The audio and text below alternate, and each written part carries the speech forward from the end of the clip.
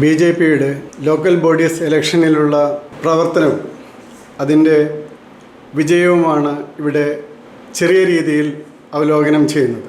കോർപ്പറേഷനുകളിലെ ബി.ജെ.പിയുടെ performance വളരെ നന്നായി വന്നിരുന്നു എന്ന് പറയാം, പ്രത്യേകിച്ചും തിരുവനന്തപുരം, കോഴിക്കോട് കോർപ്പറേഷനുകളിൽ.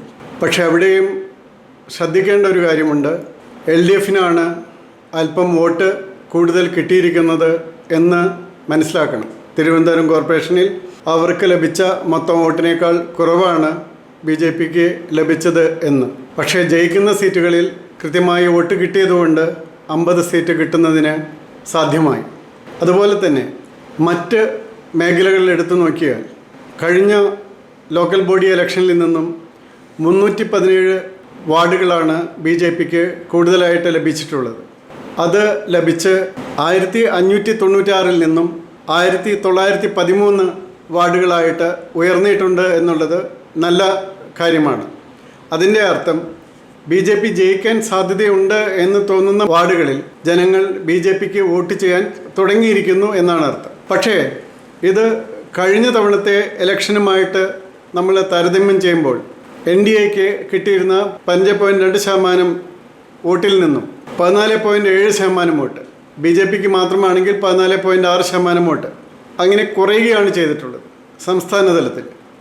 ഇത് എന്തുകൊണ്ട് സംഭവിച്ചു എന്നാണ് നമ്മൾ ശ്രദ്ധിക്കേണ്ടത്. കാരണം അവിടെയാണ് പ്രധാനമായിട്ട് ശ്രദ്ധിക്കേണ്ട ഒരു മേഖല. ഇത്തവണ കാണുന്ന ഒരു പ്രത്യേകത, ഇത്തവണ അതർ പാർട്ടീസ്, അതായത് ഇൻഡിപെൻഡൻസും SDPIയും അതുപോലുള്ള എല്ലാ പാർട്ടികളും കൂടി 13.03% വോട്ടുകൾ വാങ്ങിച്ചിട്ടുണ്ട് എന്ന് നോക്കുക. ഇത് കഴിഞ്ഞ തവണ ഏകദേശം 6% മാത്രമായിരുന്നു. അപ്പോൾ ആ ഭാഗത്തിൻ്റെ വോട്ട് ശതമാനം വളരെ വർദ്ധിക്കുകയും ബി.ജെ.പിക്ക് ചെറിയൊരു കുറവ് വരികയും ചെയ്തു എന്നുള്ള യാഥാർത്ഥ്യം ആദ്യമായിട്ട് അംഗീകരിക്കുക.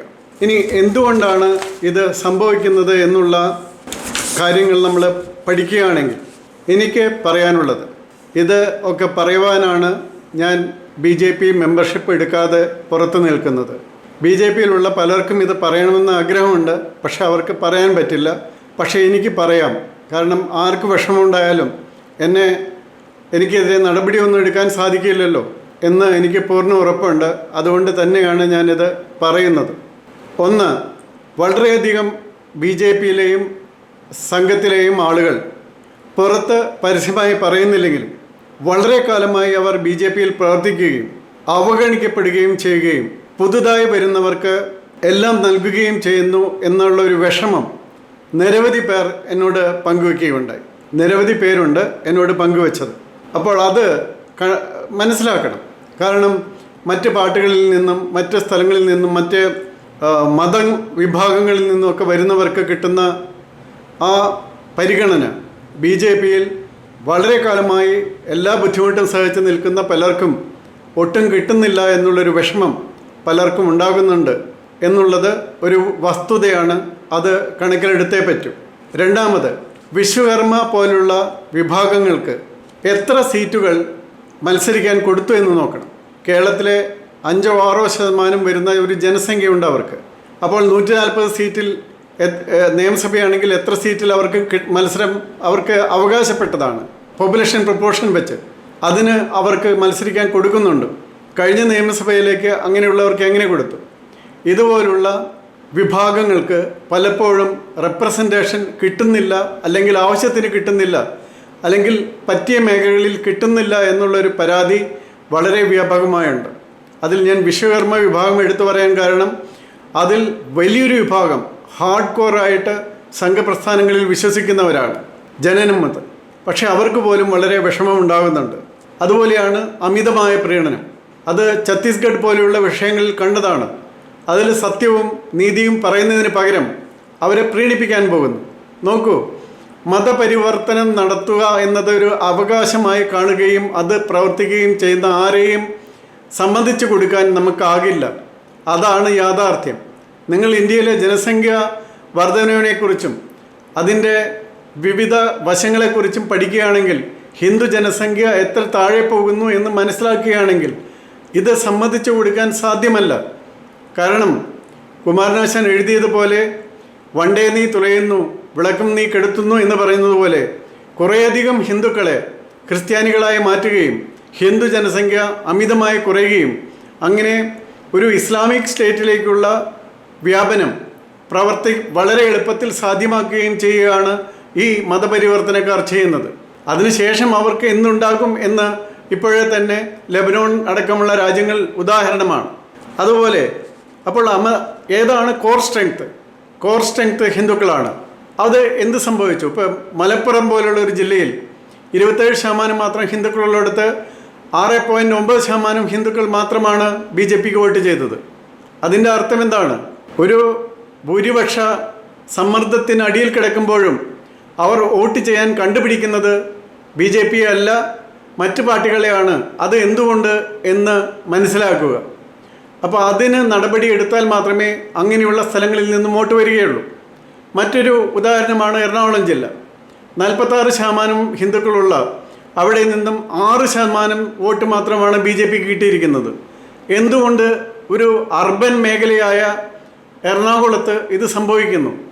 അപ്പോൾ അത് നമ്മൾ തീർച്ചയായിട്ടും മനസ്സിലാക്കേണ്ട, അത് നടപടിയെടുക്കേണ്ട കാര്യമല്ലേ? ഇതൊന്നും പറയുന്നതിൽ ആരും വിഷമം വിചാരിക്കരുത്, ഉള്ള കാര്യങ്ങളാണ്. മറ്റൊരു കാര്യമുള്ളത്, BJP പ്രവർത്തകർക്ക് നേതാക്കളിൽ നിന്നും സഹായം എത്ര കിട്ടുന്നുണ്ട്?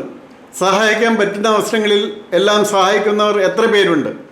എന്നോട് നിരവധി പേർ പറഞ്ഞിട്ടുണ്ട്, ചെറിയ സഹായങ്ങൾ ചോദിച്ചാൽ പോലും കിട്ടാറില്ല, പലപ്പോഴും നേതാക്കളെ കാണാൻ കിട്ടാറില്ല. അങ്ങനെയുള്ള പരാതികളുണ്ട്. പ്രത്യേകിച്ചും വലിയ നേതൃത്വത്തിൻ്റെ അടുകളിലേക്ക് ഇക്കാര്യങ്ങൾ പറഞ്ഞ് ചെല്ലാനൊക്കെ ആയിട്ട്. അതുകൊണ്ട് കുറേ കൂടി ജനകീയമാകണം BJP നേതാക്കളുടെ പ്രവർത്തനം. ആകുമ്പോഴാണ് ഉണ്ടായിരുന്ന ആൾക്കാരെ വിട്ടുപോകാനായിട്ട് ഇടയാകുന്നത്. അതുപോലെ BJPക്ക് ഇത്ര വലിയ IT സെല്ലുണ്ട്. അതുപോലെ പ്രവർത്തകർ വളരെ ഹാർഡ് കോറായിട്ടുള്ള ഇത്രയും ബുദ്ധിമുട്ട് സഹിച്ചും അതിൽ നിൽക്കുന്ന പ്രവർത്തകരുണ്ട്. പക്ഷേ അവരൊക്കെ വഴി കേന്ദ്ര ഗവൺമെൻറ്റിൻ്റെ സ്കീംസ് അത് കൃത്യമായിട്ട് ജനങ്ങളിൽ എത്തുകയും പ്രയോജനപ്പെടുത്തുകയും ചെയ്യുന്നില്ല എന്നുള്ളത് ഒരു വസ്തുതയാണ്. അതിലായിരിക്കണം ഒരു പ്രധാന ശ്രദ്ധ കേന്ദ്രീകരിക്കേണ്ടത്. അങ്ങനെ ഒരു ശ്രദ്ധ വരുന്നില്ല എന്നുള്ളത് ഒരു യാഥാർത്ഥ്യമാണ്. അത് ഉണ്ടായേ പറ്റൂ. അടുത്ത കാരണം BDJS പോലുള്ള സംഘടനകൾ. അത് വാസ്തവത്തിൽ BJPക്ക് വോട്ട് കിട്ടുന്നുണ്ടോ, വോട്ട് കുറയ്ക്കുന്നുണ്ടോ എന്ന് ആലോചിക്കണം. നല്ലൊരു വിഭാഗം ഈഴവ വോട്ടുകളും നല്ലൊരു വിഭാഗം നായർ വോട്ടുകളും, ഞാൻ കൃത്യമായി ജാതി എടുത്ത് തന്നെ പറയുകയാണ്, ഇതുമൂലം മാറുന്നു. കാരണം അവർ കുറേയധികം സീറ്റുകളിലേക്ക് അസംബ്ലിയിലൊക്കെ മത്സരിക്കുന്നു. പക്ഷേ അവർ കൃത്യമായിട്ട് എന്നോട് ഒരാൾ പറഞ്ഞു, കഴിഞ്ഞ തവണ നേമത്ത് അവർ സ്ലിപ്പ് കൊടുത്തത് LDF കാൻഡിഡേറ്റിനാണ്, നേമ അസംബ്ലി മണ്ഡലത്തിൽ.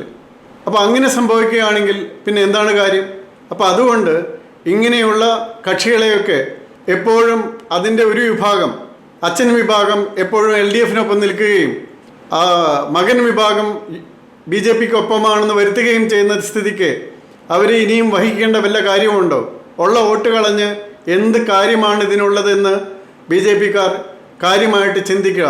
നേതൃത്വവും കേന്ദ്ര നേതൃത്വവും ചിന്തിക്കേണ്ട ഒരു കാര്യമാണിത്. അതുപോലെ ബൂത്ത് തലത്തിൽ പലയിടത്തും സ്ലിപ്പ് കൊടുക്കാനായിട്ട് പ്രോപ്പറായിട്ട് നടക്കുന്നില്ല ഇലക്ഷന് മുമ്പ്.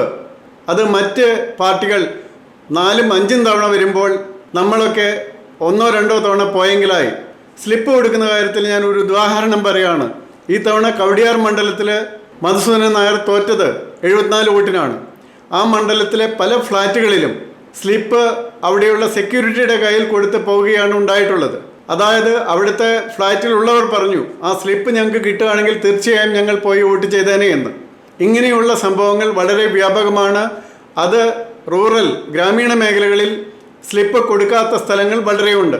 മാത്രമല്ല ഈ തവണത്തെ വോട്ടിംഗ് പെർസെൻറ്റേജിൽ മറ്റൊരു കാര്യം കൂടി ശ്രദ്ധിക്കേണ്ടതുണ്ട്.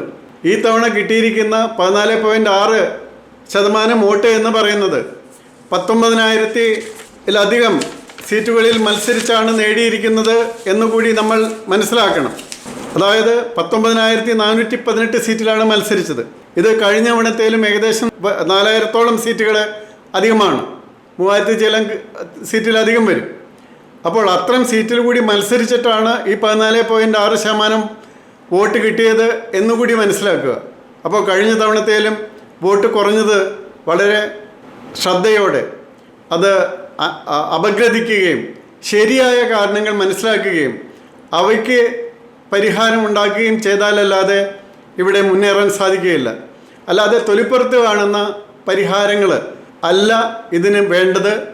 ഒരു എന്താണ് പറയുന്നത്, സംഘ അനുഭാവിയായി പ്രവർത്തിക്കുന്ന, അതിൻ്റെ വിവിധ മേഖലകളിൽ പ്രവർത്തിക്കുന്ന, അതിനുവേണ്ടി കുറേയധികം ബുദ്ധിമുട്ടുന്ന ഒരാളെന്ന നിലയിൽ തീർച്ചയായിട്ടും ഇന്ത്യയിലെ മതനിരപേക്ഷത നിലനിൽക്കുന്നതിന്, ഹിന്ദു ഭൂരിപക്ഷം നിലനിർത്തുന്നതിന് എല്ലാം വളരെയധികം ശ്രമിച്ചുകൊണ്ടിരിക്കുന്ന ഒരാളെന്ന നിലയിൽ എനിക്ക് പറയാനുള്ളത്, ഞാൻ ഈ പറഞ്ഞ കാര്യങ്ങൾ കുറച്ച് ഗൗരവതരമായിട്ട് എടുക്കുക എന്നുള്ളതാണ്. അങ്ങനെ എടുക്കാനായിട്ട് ബുദ്ധിമുട്ടുണ്ടെങ്കിൽ തീർച്ചയായിട്ടും നിങ്ങൾ അത് കൂടുതൽ നല്ലതിലേക്കല്ല പോകുക, അപകടത്തിലേക്കാണ് പോകുക എന്ന് പറയാനായിട്ട് എനിക്ക് യാതൊരു വിഷമവുമില്ല. അങ്ങനെ സംഭവിക്കുകയാണെങ്കിൽ അത് വിഷമകരമാണ് എന്നും പറയാനായിട്ട് എനിക്ക് ബുദ്ധിമുട്ടില്ല. കാരണം ഞാൻ കാണുന്ന കാര്യങ്ങൾ, എത്രയോ വർഷങ്ങളായി ഞാൻ ഇതെല്ലാം കാണുന്നതാണ്. കഴിഞ്ഞ 2017 മുതൽ പലപ്പോഴും 2019 എത്രയോ സ്ഥലങ്ങളിൽ ഇലക്ഷൻ വർക്കിന് ഞാനും പോയിട്ടുള്ളതാണ്. അപ്പോൾ അതുകൊണ്ട് ഇത്തരം കാര്യങ്ങളിൽ മനസ്സിലാക്കുക, നിങ്ങൾ പ്രതീക്ഷിക്കുന്നതിലും വ്യത്യസ്തമായിട്ടാണ് അടിസ്ഥാനപരമായിട്ടുള്ള ഹിന്ദു വോട്ടർമാർ ചിന്തിക്കുന്നത്. അവരെ സ്വാധീനിക്കാൻ ശ്രമിക്കുക, അവർക്ക് കാര്യങ്ങൾ മനസ്സിലാക്കി കൊടുക്കുക. അത് എറണാകുളം പോലെയുള്ള അർബൻ ഏരിയകളിൽ പോലും സാധിക്കുന്നില്ല എന്ന് പറയുന്നത് വളരെ തെറ്റായിട്ടൊരു കാര്യമാണ്. ഇതൊക്കെയാണ് എനിക്ക് ഇന്ന് പറയാനുള്ളത്. മറ്റാർക്കെങ്കിലും ഇതിൽ വിഷമം തോന്നുകയോ ബുദ്ധിമുട്ട് തോന്നുകയോ ആണെങ്കിൽ ക്ഷമിക്കണം, എനിക്കിത് പറയാതിരിക്കാൻ വയ്യ.